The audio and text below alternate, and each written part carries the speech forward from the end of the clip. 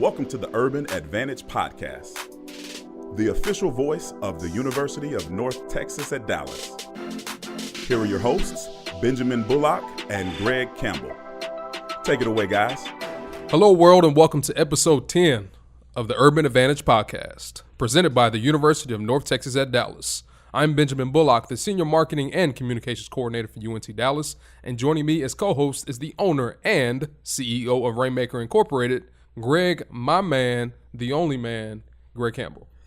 Hey, Ben. What's up, man? Glad to be back in the DFW. Oh, you was back in NY, weren't you? Your old I was stomping up in- grounds. I was up in New York, and I really get a kick out of going back to New York. The energy there, the busyness, the variety of foods and people and everything. But it's nothing like coming back to Dallas. Nothing like it, man. We have had some really good weather this week, except for pretty much like a hurricane that happened, Wednesday? You had a hurricane? Close to it. Very close to it. It was pretty bad. It woke me up at 5 in the morning. That's how bad it was. A wind was howling. It was raining. I walked outside after it finished out. 2 screens off my house blew off, and a shutter did as well. It almost hit my truck. It could have been very damaging. Oh, thank God it didn't hit your truck, man. Oh, no, because, we don't That want to would've talk been about really, insurance. really serious. That would have been very bad. Very serious. I got to stay with my Tahoe, man. I like rolling high. You know that. I understand that. I understand it. While we're back and forth, I'm in New York, you're here in Dallas. Mm-hmm. We had some big announcements this week. People joining the presidential race. Mm-hmm. Understand that Mr. Beto's hopping back in there. hopped back into the race, and he becomes the 13th candidate on the Democratic side. There's a bunch of people to choose from now, all having different positions, but it's still a very crowded field. So a lot of work's going to have to be done by voters to really sort of sort this out during the primary season. Are you going to hop in there? Or you might throw your name in the hat? No. And we're still waiting to see what happens with former Vice President Biden. Yes. He could jump back in, and if he jumps in, I bet you that's going to change the dynamics of the race. I got something for you. So my parents are really cool with the Biden family because, my parents really? live in Delaware. That's true. So I talked to my dad last night. He's like, word on the street, he's probably going to put his name in the hat. Well, he says that he was 90% there and he was just going to check out a few more things. Mm-hmm. I think that 90% just said that he was just waiting. And I think it's technically he's waiting to make sure he's got the team that he wants in place, that he's got the money that he wants in place. Because running for president is no small deal. It's definitely not. It's a big commitment of both personal time and finances. energy and finances and coordination and all of that. So, hats off to anybody who's willing to step into the electoral ring because you're committing not only your time, you're committing the time of your family, your personal resources, and the resources of many others around you. And you speaking of politics, talk a little bit about the mayor election that's happening in the city of Dallas. I know we have a lot of people. It was about 10, 11 or something? No, we got about 10 people. We got 10 people 10 exactly. in this race. Remember, the mayoral vote is coming up May 4th. That's going to be the time where it's very, very important for everyone to step up. If someone doesn't get more than 50% of the vote, there'll be a runoff on June 8th. So, one of these 10 candidates doesn't get more than 50%, we got to go back and do this all over again. The top 2 contenders would be in a runoff for June 8th. So why would it be important for our listeners, some of them students, some of them in the community, to really be focusing on this mayoral race? Tell them why, Greg. Well, this race is going to, like any other mayoral race and council member race, I don't want to forget the council members who are running, but these races are going to help dictate not only tax policy in our city, but it's also going to dictate economic development, housing policy, roads and street conditions. All those kinds of things are very, very important to everyone. So just imagine you're a student here at UNT Dallas and you're thinking about jobs. You want to back a candidate that's really trying to bring the kinds of jobs that we want to see here in Dallas. Yes. And if you're not paying attention, you're not looking out for your own personal interests. Yes. That's why it's important for our students and our community to be right in the middle of these races. That's great, Greg. Now, in terms of UNT Dallas, there's been a lot of stuff going on. On February 28th, we hosted a career fair by our career services department led by Arthur Lumsey and his team. They did a phenomenal job. A lot of different type of companies were there. A lot of students came out from GM Financial, Amazon, FedEx, PepsiCo. Who else, man? Even Waffle Houses out there who actually have like. Wait a second. The Waffle House was They there? got some good benefits, man. If y'all, go to wafflehouse.com/careers. Trust me, you'll find a lot of good careers. They had a lot of good stuff going on. What it says about UNT Dallas and being able to attract these quality companies is that we really have something going on here. Companies want to recruit our students, and they're recruiting them for summer jobs. They're recruiting them for permanent positions. Hats off to our career development folks. Yes, yes. Also, this is actually Women's History Month, and our staff council, led by Shanice Miller, she does a phenomenal job. We hosted a Purses for a Purpose event last Friday. All of our Did you get a purse? Oh man, They didn't have no male purses. No, a satchel. I think that's what it's called. It's a satchel. Satchel, according to my man from Hangover. But I didn't get no satchel. I didn't bring no satchel. I never even owned a satchel. But that's a great cause. You know, you think about women who are trying to restart their lives because they've been involved in some sort of trauma, and they need to have just the basics. I mean, good clothing to be able to go to work, a purse that makes them feel like they're part of this society and feel equal to just about anybody else, and how they look, how they appear is really, really important. It's the same thing for guys. Yeah. You know, I've been involved in a couple of programs where we're trying to give guys who have been incarcerated, who are coming back into society, or have gone through some other kind of trauma, you know, a suit of clothes, you know, help them look good, get them a haircut, get their beards trimmed, so they can go back in and do their thing. Yep. And once we get all that together, you'll be a brand new woman or a brand new man. And one thing that they did during that Purses event was that so everybody who was there, who was on campus that day, donated purses which also included, you know, just basic toiletry items like deodorant, toothpaste, toothbrushes, whatever you name it, socks. You know, so a lot of people came out and donated, which went to a lot of homeless shelters throughout the area. So it definitely was a great time. And as you know, UNC Dallas were very involved within the community, and that was a prime example of that. Well, you know, it breaks my heart as I drive around Dallas seeing people who are just out in the street, down on their luck, or, you know, some other situation. Sometimes you can be one paycheck away from, you know, falling out, you know, of your apartment, losing your car. Right. Something else happens, and then you're homeless. You're homeless. You're hungry. You're homeless, and Might you know, be cold. It might be cold. You know, you may have your kids with you at that point. That's a tough road to hoe, and my heart goes out to folks who are trying to make it in those kinds of conditions. And man, big ups again to UNT Dallas and the team that went and tried to do something about that. Yes. I know this is a university that has a caring heart. Definitely. And staff council continue to do a great job. They got some other stuff going on the rest of the month. So for those who are listening, make sure you guys go check that out. Every Friday we have something going on. Considering this is spring break though, so nothing's happening. But next couple of Fridays throughout the month, they're going to have something going on. So make sure y'all go check those out. And also in UNT Dallas news, UNT Dallas is officially the fastest growing university in Texas. Wait, say that again? UNT Dallas is officially the fastest growing university in Texas, according to the most recent legislative meetings that occurred in Austin a couple of weeks ago. Wow. Again, big ups to President Mung and the team.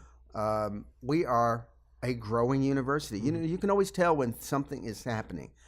Things that are growing, places that are growing, people who are voting by joining our university are saying that we have something of quality here. Yes, and Dallas is a booming city. Greg, you've been here for a while, and it's booming out of the water, man. Cranes everywhere, people moving in by the hundreds on a daily basis. Hourly basis. Let's put it like that. Well, hey, 5 more people just showed up. Yeah, I just saw them walk through. I just saw people unloading a U-Haul truck. You know what I mean? And then lastly, you speaking of booming and growing, our College Law Center and also our new Student Success Center buildings are almost done. They'll be done about a month from now. And I know I see the Student Center, which is on campus at UNC Dallas. The windows are up. The bricks are being laid down. Everything. So everything is coming together really quickly. I'm glad to see that. I can't wait for the opening of the new law school building.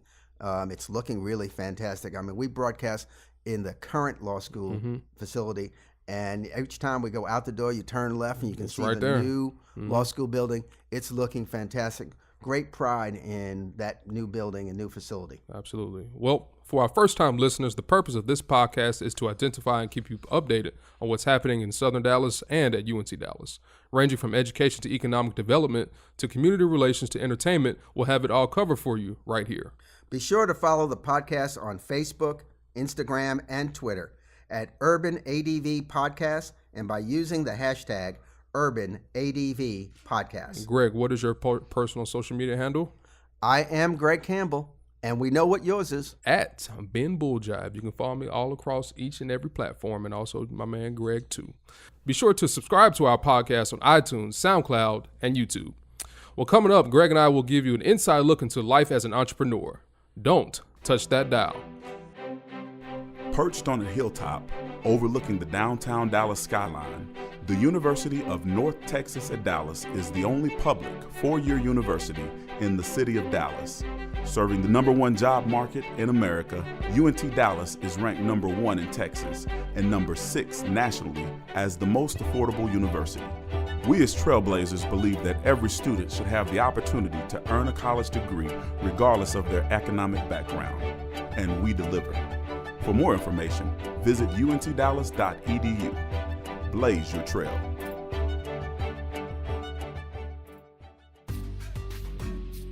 Welcome back to the Urban Advantage Podcast, the official voice of the University of North Texas at Dallas.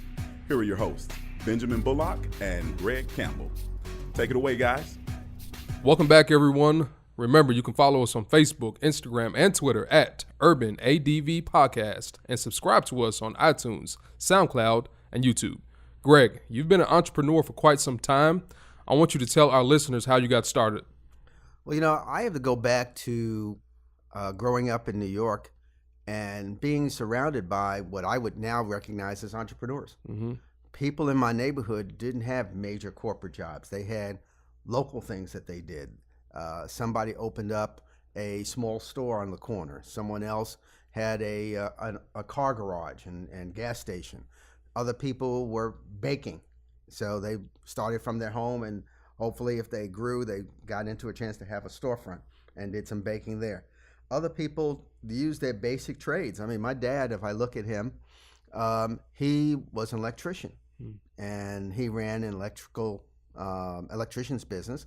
And he also owned and operated a photography studio. Okay. So our jobs growing up as kids were to work with my dad. So I I saw it firsthand. I mean, it was, there was no sleeping late in the bed in the Campbell household. 3 boys, we were up and we were all working with him and learning the entrepreneur's life, but we didn't know what that, we didn't know it as an entrepreneur's life. Right. We just knew it as work. That was a regular day. Everybody got up and went to work in the morning. And we lived in a group of people who were entrepreneurs. And again, being people of color, there were not as many opportunities as there are now. Right. So there weren't these major corporations that were coming to our neighborhoods to look for us. There wasn't the Amazon and FedEx or even the Waffle House wasn't coming to look hey, for man, us. I So love them all-star breakfasts, though. I ain't gonna hold you. So we had to go figure out how to make it on our own. So Yeah. I grew up in that kind of environment, and I just took it as the norm. As I progressed my way through college, I looked and saw opportunities for entrepreneurial activities. Because again, I didn't have a lot of money, and the way I grew up thinking just led me to create businesses, to create ways that I could generate money, whether it's a tutoring service or whether it was, one of my favorite stories was creating the bar on campus, Right. The first bar on campus at Cornell University. Nice. I looked for ways to create income. One of the things that I did, it was crazy back at Cornell, I was a farmer for a year. What you mean you was a farmer? I actually, a roommate and I rented some acreage from our landlord, and we planted potatoes. A New York boy from Jamaica planted Potatoes in upstate New York. It was the hardest thing I ever did. And I've been as to an Cornell, entrepreneur. man. It's way up I in there in didn't the know mountains. that weeds could grow as quickly as they did. I didn't know that once you put the seed in the ground and did all the watering and prayed for sunshine and all that, I figured that's good. We'll be able to harvest this crop and make some money. Well, No. yeah, you got to weed, you got to do this, you got to do that. It was more than a notion, but again, another opportunity of learning how to not have to look for an ad, look for a job, Right. but actually figure out how to make money on Right. my own. While again in school, I was doing work on radio and saw an opportunity to promote a concert. And a couple of buddies and I, we took the dive in and we promoted an Isaac Hayes concert. Black Moses. Black Moses, and was successful enough so that at the end of the day, I had enough money to pay for a year at Cornell out of one concert. Now, it was a lot of work. It was a lot of risk. I'm going to drop an applause right there. I want to go please. back and edit this, okay? All right. You do that. You do that. But at the end of the day, it was seeing an opportunity and taking advantage of it. That translated, move forward in my life. I did spend some time in the world of Pepsi, PepsiCo, Frito-Lay in corporate America. But again, when I saw the opportunity to do things on my own, in 1988, I started a consulting firm. That's a good year. But again, as you see, most entrepreneurs, we don't stop with just one company. I saw another opportunity to go into real estate development and did that in 96. Started a private equity fund in 2000, and then got involved in helping to acquire universities in South America in 2004, and then just kept on going. Had many opportunities to be an entrepreneur, to travel in that kind of a journey, and it's done me well. It's the way that I think. I see opportunities. I'm able to categorize those opportunities and see how they can translate into businesses or not. Yeah. And then to be able to build and put together teams and monies around it and make something good for it out of, sometimes people say nothing. Greg, that's one hell of a story. So tell me man. about you, because I'm sitting down here talking entrepreneurial activity, and ladies and gentlemen, I got another entrepreneur sitting here right with me on the mic. Man, just you speak of that. So my thing is, like, obviously, I work full time for UNT Dallas and enjoying my time doing that. But on the side, my passion is still sports media. Always has been, always will be.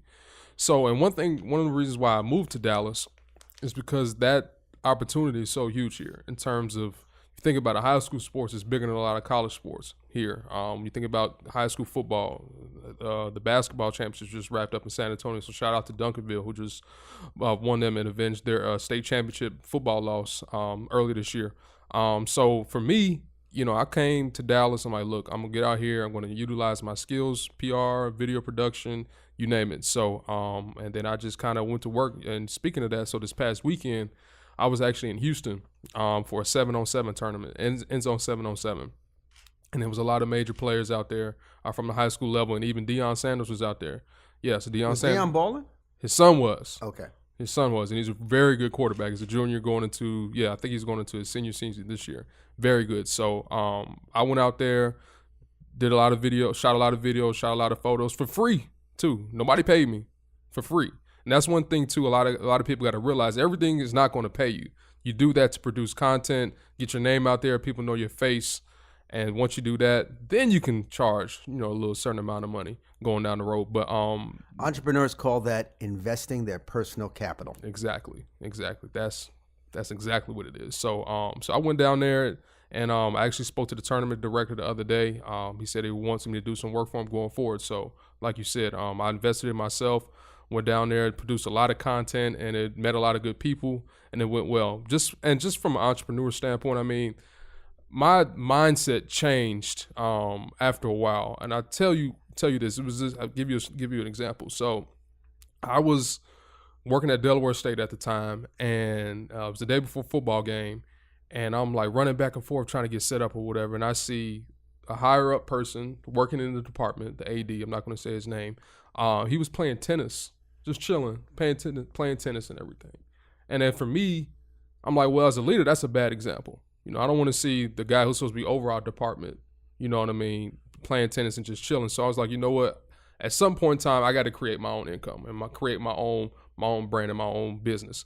So that changed. And then once I figured out how to like kind of segue that or kind of flip that, I started doing highlight tapes for college kids. I started doing a whole bunch of other stuff for other businesses in terms of making sure their brand is being built correctly and in the right way, especially in today's terms. So Dallas has been really good to me. I've landed a couple of clients, really good clients, and learning from you, Greg, who's the master entrepreneur.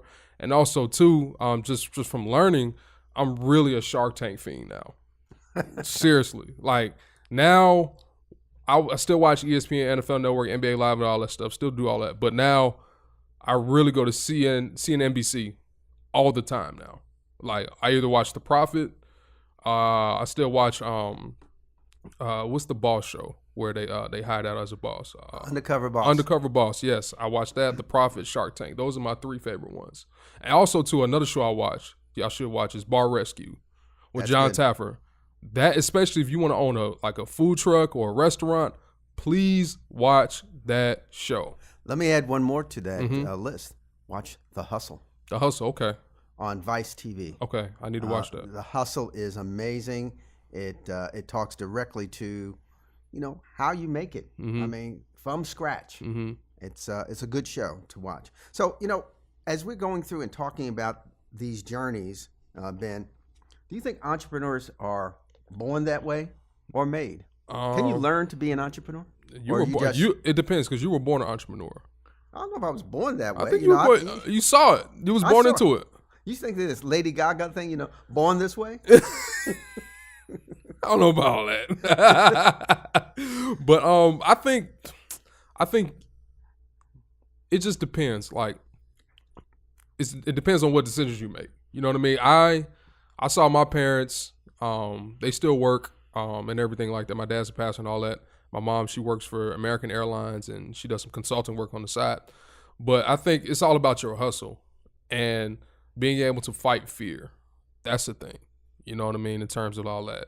And for me, I've always been a hustler, but it's always been that taking that step, you know what I'm saying, in terms of not being fearful or what if I don't get this or I need this money or I need this client. You just got to go out there and do it. So I think you can be made into one. And once you see it, you got to go after it and you got to keep going. You can't stop.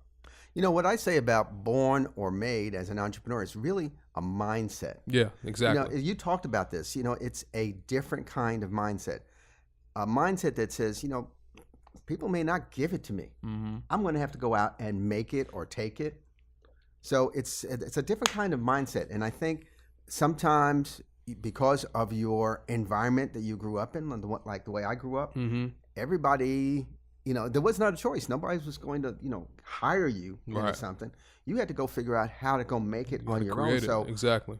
That shaped my mindset growing up. Other people may have had a corporate environment, mm-hmm. and they may have gotten to a point where, they hit a glass ceiling or they saw themselves needing to or wanted to make more money. Mm-hmm. So they had to change their mindset of how they look at life, how they look at opportunities, and actually begin to see opportunities that otherwise passed them by before. Right. Ben, you mentioned something about risk just a moment mm-hmm. ago. And there's a misperception that entrepreneurs take a lot of risk. Mm-hmm. Yes, what we do, and I'm including you in this because you got, yes. you're doing your thing. A little something. You're doing a little something. That we are big risk takers. Mm-hmm. And I take an opposite position. I say that entrepreneurs are very risk averse. Mm. Now, what I mean by this is we spend time recognizing the risk and really getting to understand the risk. Right. We understand our own personal risk tolerance. Mm-hmm. How much are we willing to risk? So there is entrepreneurial risk, but entrepreneurs, particularly those who have done multiple deals, are very astute at being able to reduce the risk that others see as big stumbling blocks mm-hmm. in opportunities. So at what point did you start generating consistent success? I don't know what consistent success is. I had to, if you're talking about being able to pay my bills, if you're looking at the fact Or profit all the time. well, I'll tell you this one story. When I was working in corporate America, I adopted a side hustle. Okay. My side hustle was I was doing consulting work for small and mid-sized companies in the evenings and on weekends. Okay. And over a period of time, I found that I was able to generate a steady income from that side hustle, and therefore it became my primary hustle because it allowed me to set my own destiny and define my own lifestyle. Right. I was working harder than I ever worked while I worked in corporate America, but I was working for myself. Right. I could make a decision if I wanted to go away for a weekend or turn off my phone, which I never did because you're in the hustle. You got to keep the phone on. You got to keep it going. Right. But it was an opportunity for me to define who I wanted to be, and I was in control of that, and that felt pretty good. So my transition was what I call a soft transition. I didn't stop doing my day-to-day corporate play and just jump into something new. I bridged it by going into a side hustle first. And when the side hustle was working well enough, then I transitioned and made it my full-time deal. And then you hopped into real estate for a little bit, right? I jumped into real estate development. And again, that was by accident. I was working in the consulting field. I was working with... hopped into it by accident. I like that. I hopped into it by accident, literally by accident. I was working with the African American Pastors Coalition here in Southern Dallas. Okay. And they were looking for something very significant to do for the community. And we thought about doing something in affordable housing. There had not been any affordable housing, new sticks built in Southern Dallas in 40-something years. Wow. Now, this was back in the mid-'90s. So we settled in on trying to do that. And being a good consultant, I went and put together the plan, all the aspects that needed to happen. Right. And then I was sitting down with the president of the Real Estate Council, and I was trying to figure out now who's going to be the developer for all this. And she looked across the table and said, "You are the developer, dummy." So that was my entree into real estate development. That's crazy. I had never developed anything in my life before, but I had good partners, Richie Butler and Roger Galt, and the three of us combined together to build 285 single-family homes, where each street was named after one of the churches. So I had 13, 16 pastors every Sunday standing up and helping us sell those homes. Wow. We had an unfair competitive advantage. But again, seeing an opportunity, I could have said, when it was said to me, "You are the developer," I could have said, maybe not. I don't know anything about that. I don't have any experience in that. Yeah. But the best way to handle something that you see as an opportunity is say yes and then figure it out. Take advantage of your opportunity because you never know where it can take you. You never know where it's going to take you. And that's been the story of my life, where opportunities have been presented to me. I've said yes and then figured out how to make them just say work. yes and you just figure it out. Because if you have the basic skills of, number one, staying organized, communicating well, and to be able to just interact with everybody and get your work done, no matter what hour a day it is. If you got to sacrifice sleep, be up to 2 or 3 in the morning, that's by the time I'm up, always doing that time and cranking out videos. You know what I mean? That's what I do. That's what you got to do. Yeah. One of the things that our listeners may want to help understand is, when do you know you really have a business versus a hobby? Yeah.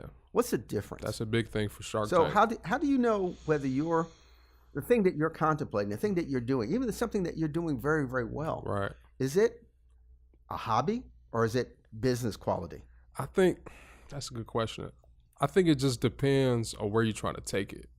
You know what I mean? If it's a business, that means you're doing it full time. You're putting in, or you're doing that as much as you're doing your regular full time job, which is kind of what I'm doing. 9 to 5 at UNT Dallas. I'm there doing work. I go to the gym three times a week. I come home, eat dinner, kick it with my wife. And I'm right back on the computer researching clients, working on the video, trying to set stuff up. He's doing that ladies and gentlemen, until the baby comes. See, when the baby's here, Yeah, man. that's I gotta wrapped adjust. up. He's going to have to adjust that time frame. Yeah. But the important thing is you made some decision at some point that said, this isn't just a hobby that I'm doing every once in a while. This is something I want to take and make a real business out of. Exactly. So how did you make that decision? What were the factors that, because you're putting time, energy, I know you put some money in it because I've seen some of your equipment. Yes. So this is not a hobby anymore. This is something that is real. Well, first off, I put together a plan. That's the number one thing. I did a lot of research in terms of market, in terms of where the market is, who I need to contact. And the best way I did that was via social media and Twitter, and also Instagram. I follow certain hashtags.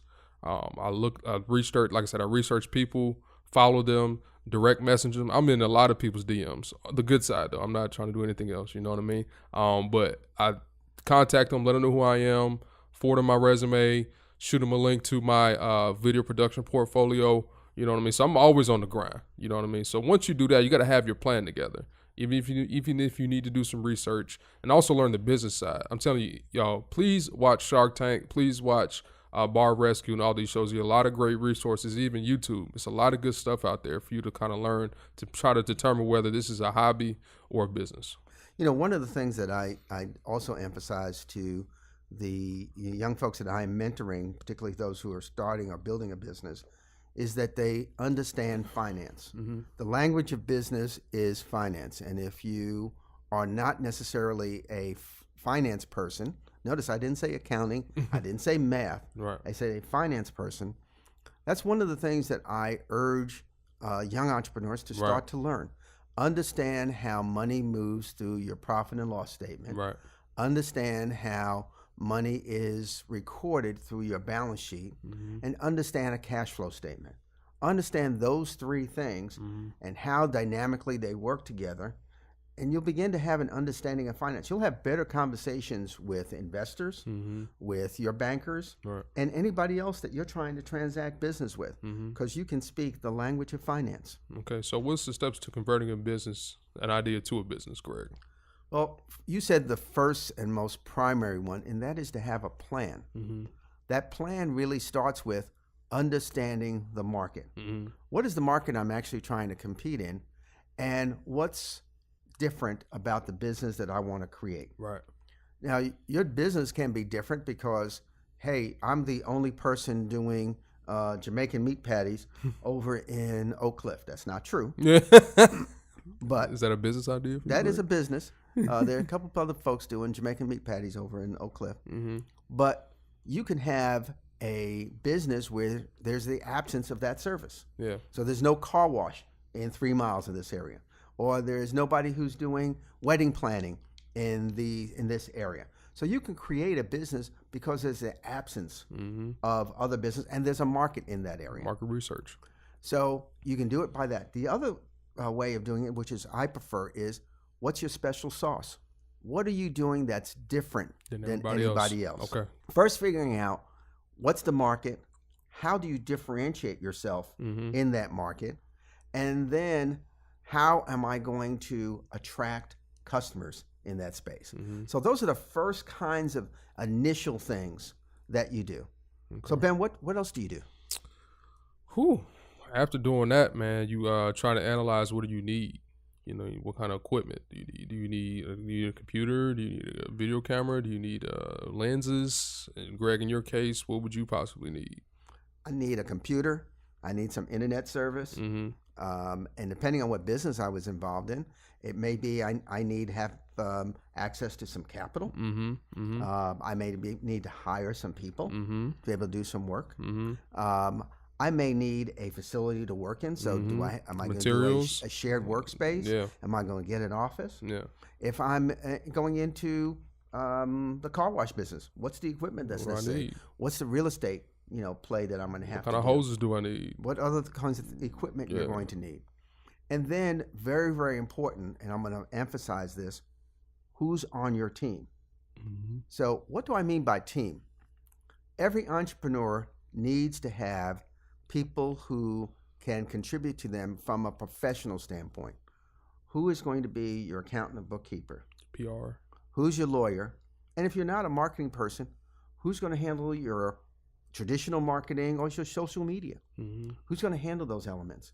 But who is going to be on your team? Even if you're a sole proprietor, you need to have a team around you. And then also, who are going to be your advisors? Can you find some people who are in a similar business that can help you grow yours? Can you find somebody who's just been in a business that knows the struggles of building an entrepreneurial business? Okay. Now, Greg, this is a question for you. Tell me what your day-to-day, how does it go? Because you'll be flying in New York, you'll be in Singapore. So what's the entrepreneur lifestyle? Well, I'm going to talk about the entrepreneurial lifestyle in different stages. Okay. Because I'm at a different point in my entrepreneurial journey. But when I first became an entrepreneur, it was 24/7. It's work, it's intense. The lifestyle is not this pretty thing that you see on television. You got this business and everybody is looking cute and driving fast cars and living in these fly apartments and things like that. Got this big old warehouse. It's in the front stages of being an entrepreneur. It's sacrificing everything that you're doing. A lot of the money that's coming is going back into your business. There are so many times where I'm paying my employees and I'm not getting a paycheck. There are so many times that the choice is between, hey, am I going to be able to spend money on myself or get this piece of equipment for the company? Okay. Those are the choices you make early on in your business, and that becomes a process of delayed gratification. I call that that part of the lifestyle is delayed gratification. Okay. Because in the early stages, it's all your resources going back into business. You have these companies that people say, oh, overnight wonders, they got the success. Well, if you peel the onion, that overnight success probably took 5 to 10 years to build. Yeah. And I can tell you, as I've gone on in each successful business that I've been involved in or helped create, it's not been, initially, wow, I can just go into this business and all of a sudden have these millions of dollars and go, be this fabulous success. It's some sacrifice at the front end and building it up. Now, why do you do it? It's because if you are successful, either in one business or 10 businesses, over time, you do develop financial freedom. You do develop time freedom. One of the most important things I've discovered as an entrepreneur is I have time. I have time. I'm not tied down. I have moved through Kawasaki's quadrants, I like to talk about them, into now I consider myself more of an investor than a business operator. So I spend my time looking at business opportunities and investing money and my resources of knowledge into those companies and those opportunities. But on the flip side, I have a lot of time to work with, to consider businesses, to think, to read, and to process. And then also to pour back into young entrepreneurs as a mentor. Yeah, and I'm one of your mentees, correct? Tell me what your stage you're at in your lifestyle. I am at, I'm at the stage of balancing multiple different things in terms of just trying to continue to generate momentum.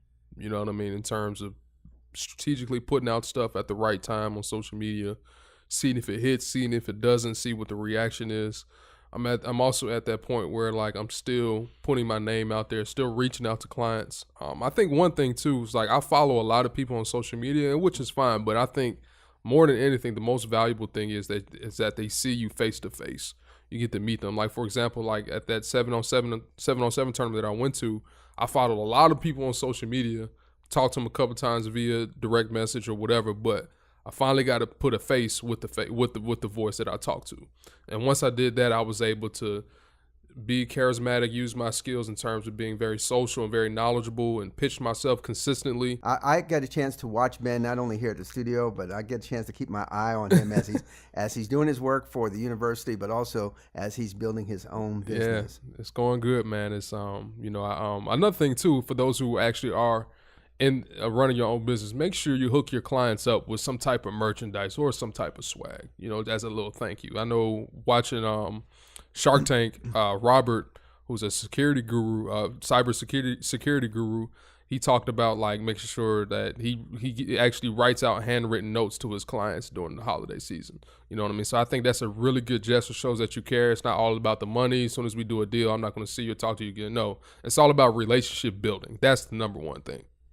And remember, as you're considering, this entrepreneurial lifestyle, it's a family decision. Mm-hmm. If you're involved in a relationship or you're married, whatever, and you make a decision you want to move into building a business, the family is also going to participate in that and should participate in that decision because they're going to have to sacrifice. Right. As you heard Ben talk about, he gets to the door at night, hangs out with his wife for a little while, but then he's back in, working, editing, checking out opportunities and doing stuff. And that's got to get a sign off from your significant other. I guess you can say that. Because if mama ain't happy, the house ain't happy. You got that right. And UNT Dallas students, if you want more information on how you can possibly start your business, you can contact our career services department at careerservices@untdallas.edu, and you can also contact a good friend of UNT Dallas. That's Ahmed Gori. He's out of the Small Business Association here in DFW. He's the lead economic development specialist. So look him up on LinkedIn, and everybody should have a LinkedIn. Let me put that out there as well. If you don't have a LinkedIn, you're like 5 steps behind. So make sure you create that profile, hit that guy up as well. And also right off of Camp Wisdom Road, which is about 5-10 minutes down the road, make sure you guys go to the Dallas Entrepreneur Center, which is at the Redbird Mall, and make sure you guys go holler at Michelle Williams. She was actually at the career fair. I spoke to her personally. She was also in the career services recap. Is Michelle coming on our show? I can hit her up. Please do, because I think it would be a wonderful resource for our audience. Let's definitely get Michelle on here. So make sure you guys hit those 2 resources up. And like I said, make sure you go visit our career services department, which is in Founders Hall on the 2nd floor. Hit up our guy, Arthur Lumsey, and his team, and they'll definitely point you in the right direction. And let me do a shout out for the Lion's Den, which is coming up on March 22nd at Dallas Baptist University.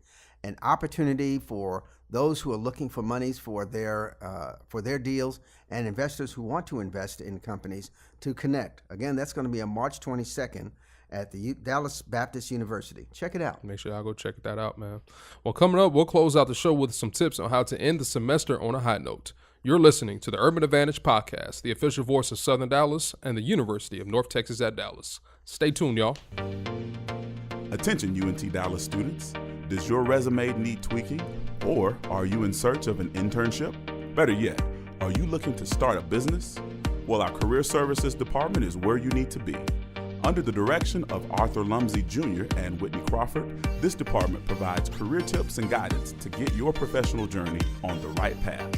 For more information, stop by room 246 in Founders Hall or send an email to careerservices@untdallas.edu. And remember, everyone, blaze your trail.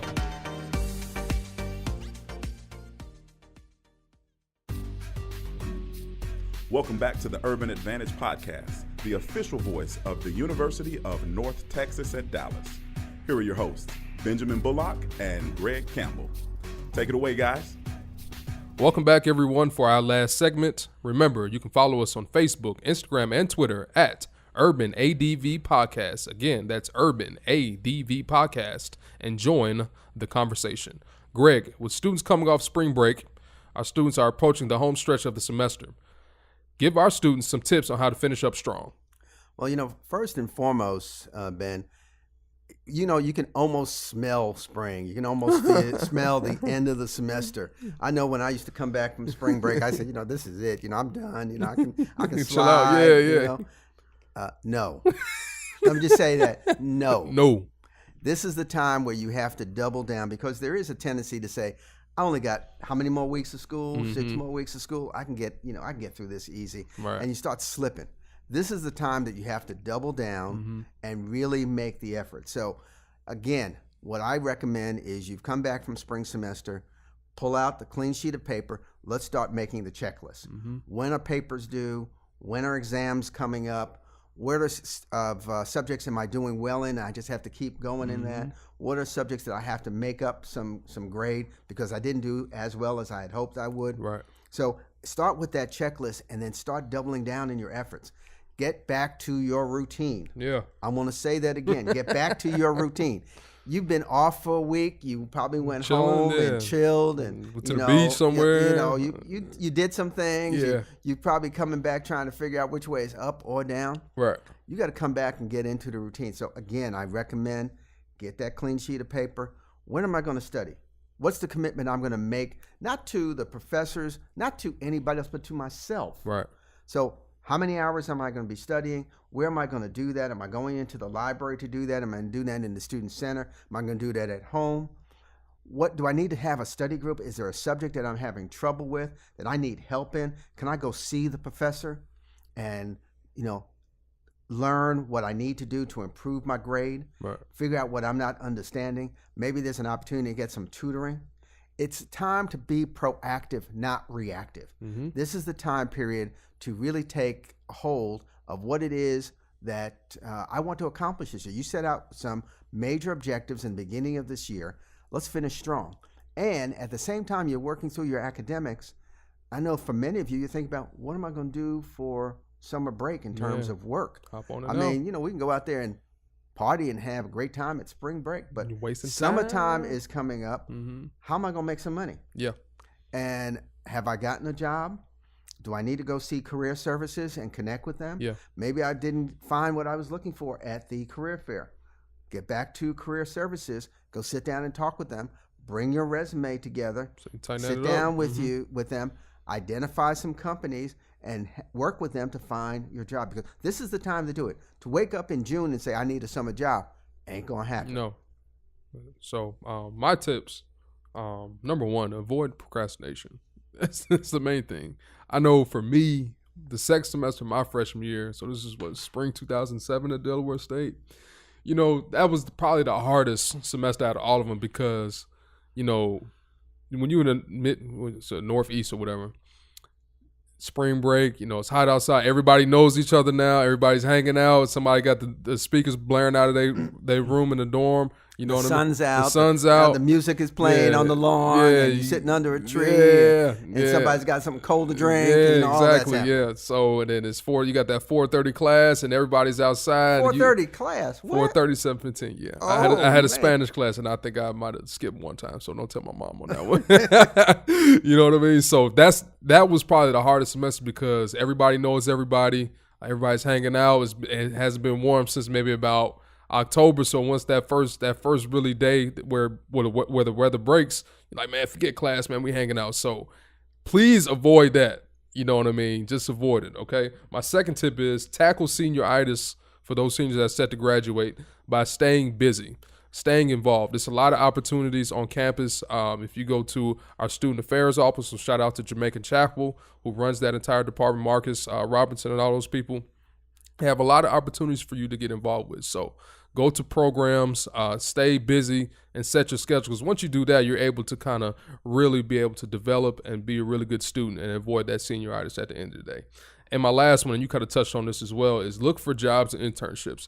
Don't wait until the last week of April to start looking for an internship, and you need that for your class credit. That's just not going to happen. And it's definitely not good, not the way you need to go. So actually start looking right now. For those who missed the career fair, sucks for you, but you can, like I said, you can go holler at our career service department, Arthur Lumsey. They can set you up with stuff, and also do your own research. Hop on LinkedIn, hop on Indeed, hop in all those other job websites that's out there to make sure you can be set up for success when the summer hits, Greg. And if you can't find a job or an internship, figure out what you can do that actually starts your entrepreneurial journey. I was about to say that. Find your own deal. Find your own deal. Watch that Shark Tank. Do some research. Talk to some people that you may know. See if you can even hook up with somebody who's running their own business. Maybe you can create your own type of avenue to help them, and y'all both can be profitable off of that.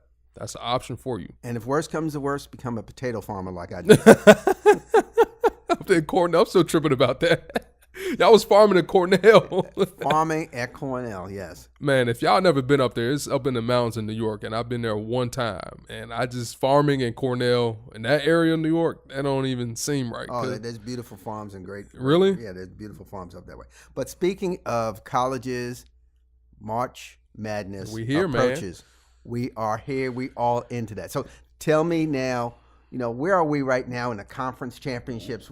Give me a status update. Well, when our listeners will hear this show, the conferences will be done in terms of that. So LSU, the last school I worked for before I got here, really big fan of them. They actually just lost to Florida, and they actually got some other stuff going on with some possible recruiting violations. So they got a lot of distractions. So I'll be curious to see what happens with them on Selection Sunday, where they end up in whatever seed they do. Duke and North Carolina play tonight, 2 versus 3. Zion Williamson didn't play the first 2 games. So this would be North Carolina, which is my favorite team. First taste for Zion. And he looked pretty determined in that game that they played Thursday night. So that'll be a very interesting game. What you think? Who's going to win that game? North Carolina. Go Heels. Okay. I'm just checking to see how strong your support. Hey, big ups for the University of Houston. They have been Calvin Sampson. Yes. They have been just kicking it. Yes. They've been doing really good all year. Those games? Yes. They've been doing really well. They're doing really, really well. I'm happy for it because I know Calvin, because he was at Oklahoma for a little bit, and then he went to Indiana. He ran into some violations there. Then he was assistant coach in the NBA for a while. But I'm glad he's bringing Houston back to Phi Slamma Jamma. You remember those guys, right? I remember Phi Slamma Jamma. Do I remember Phi Slamma Jamma? Yes. I remember those guys. Yeah. So I'm glad to see the Houston Cougars on the map, and they're doing really well. They've been in the top 10, top 15 pretty much the entire year. What's your prediction? Give me the Final Four. Final Four? Go. I'm going to go Michigan. I'm going to go Duke. Okay. I'm going to go, no, not Oregon. I want to say North Carolina, but they so up and down. Forget it. I'm just saying North Carolina. And I'm